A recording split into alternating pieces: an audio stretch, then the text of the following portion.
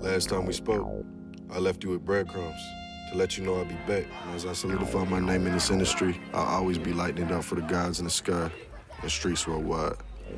At the ends of the silver lining, tying all this together, is the kind of heat that stars are made of. I am that. This is Blue Flame.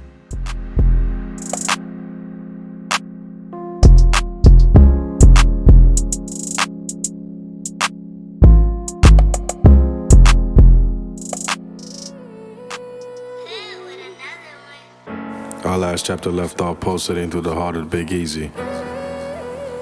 The city moves like quicksand, slow but deadly. It's kinda crazy. They say if you can make it out the South, you can make it anywhere. And it all sounds beautiful on the face, but first you have to survive. I took a blind chance on love when I moved to New Orleans, and it's hard to regret the heartbreak when the city solidified my manhood. Every second of that relationship seemed to drag like molasses, at least until the summer popped off. And then, overnight, it was like from BR back to the city.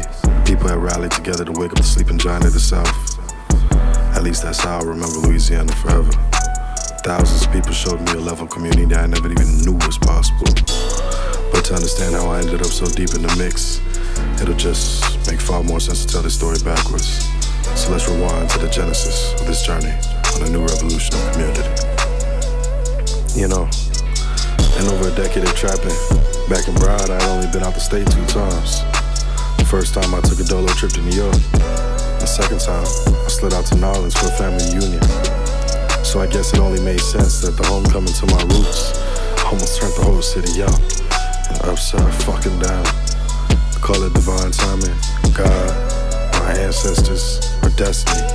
But either way the story's told, there are just some things we'll never understand beyond our ability to explain them. You see, my mother in her entrepreneur spirit had no idea she was raising a hustler. And she spent so much time chasing a check, I never really knew what love looked like beyond sacrifice. While my father, militant as he was, might have had goals of culturing his only son to be a soldier, he was so blind to his own rage.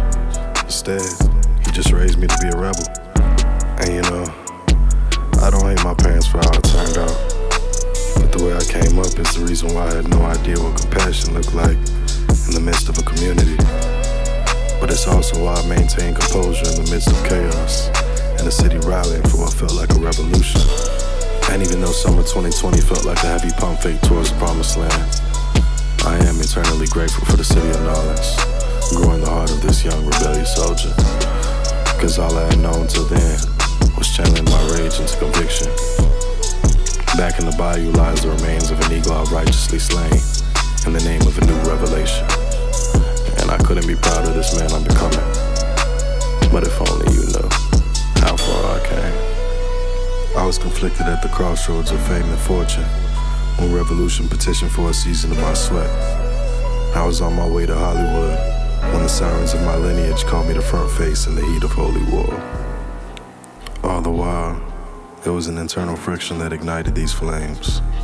Flames that became frigid, and in the midst of winds bitter as cocaine, the unforgiving aroma of my soul's sweat unearthed a breed of unfurling that seeped into my skin and eased in as a chilling burn, freezing my core to small cracks in the ice shot into a raging, crackling uproar of an audience. And as the ad-libs of agreement settled, the spotlight bled ashes of dust in the wind like snow. And if my eyes still be true, then as above, so below. What blazes is the hue of water running cold, underneath the surface, still boiling hot. This is Blue Flame.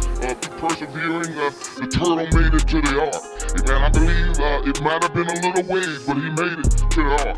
Amen. So we must we start out small sometimes. We have to start out slow sometimes, as Job that said in Job, the 8th chapter, though thy beginning was small, yet thy latter shall be greatly increased.